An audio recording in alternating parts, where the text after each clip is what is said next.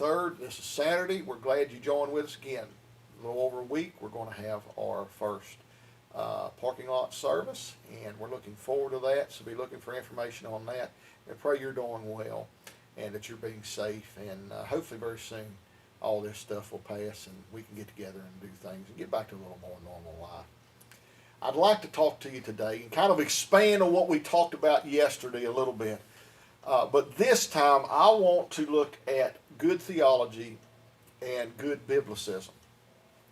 We have a problem in especially American Christianity that people, again, will believe anything that is posted or anybody who puts pastor in front of their name. Well, you got to be real careful about this, because if you understand several things, it can really change the way you look at things. First of all, I'll tell you what I look for in a pastor if I were looking for a pastor for myself. One day I'm going back. I'm going to be just a member of a church at some point in my life, but I'm going to look for certain things. I want somebody who has a Master of Divinity degree from an accredited seminary or institution. There's a reason for that. And don't give me the, Jesus called me, not the cemetery. I'm sorry. The disciples sat at the feet of Jesus 3 years. There were disciples of the disciples and disciples of the disciples of the disciples until this ends up being a university system with credentials and accreditation and honors and degrees and all these things. So don't tell me that the disciples never had any education. It's dangerous to do that thing, because much of the falsehoods that are spread today are spread by people who, they may mean well. Not saying they don't mean well, but they don't understand church history. They don't understand systematic theology. They don't understand the language. They don't understand a lot of things. And just pastoral care. How do you walk into a room when somebody's dying? How do you comfort somebody who's just lost a loved one? You better understand these things.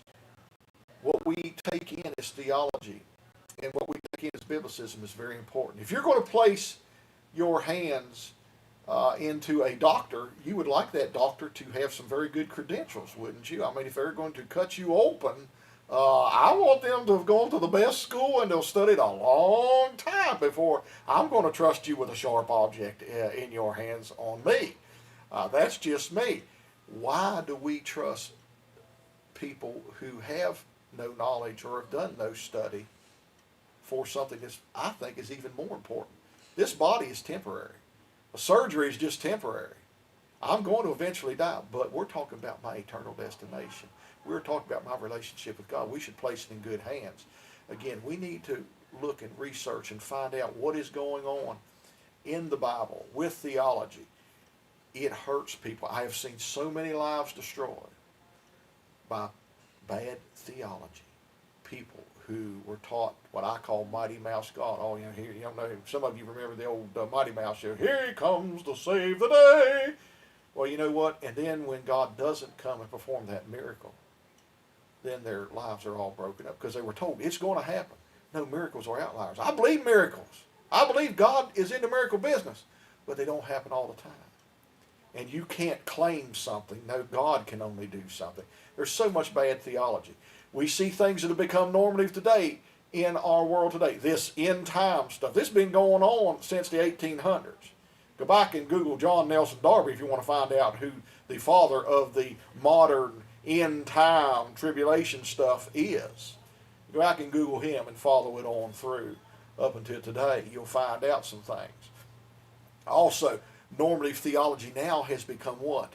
About bags of money dropping from the sky. The prosperity gospel, the word of faith gospel. It's not even Christian. But yet Christians are falling for it, and their lives are being destroyed. How's it working out today? Your bank account growing by leaps and bounds. Not working too good. About, you're going to get this job and get an even better job because you give. Not working out too good.